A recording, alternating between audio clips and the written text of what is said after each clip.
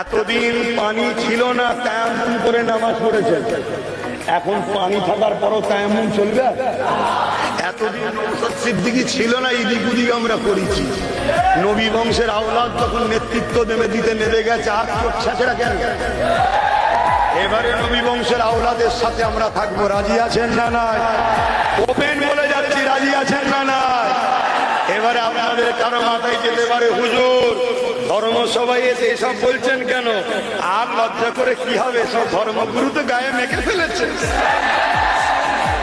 আমার জন্য তো খুব ভালো। কি আর লজ্জা করে লাভ নেই, তো কাতার ভাগ হয়ে গেছে। শয়তানের কাতার, মোমেনের কাতার, শয়তানের কাতার, মোমেনের কাতার ভাগাভাগি হয়ে গেছে। শয়তান শয়তানকে নিয়ে চলো, মোমেন মোমেনকে নিয়ে চলবে। তাতে আমাদের কি কপালে রেখেছে আল্লাহ জানে। আমরা মার খেলেও আল্লাহর জন্য রাজি, আর আল্লাহর জন্য বিজয় হলেও আমরা রাজি। ঠিক না বেঠি?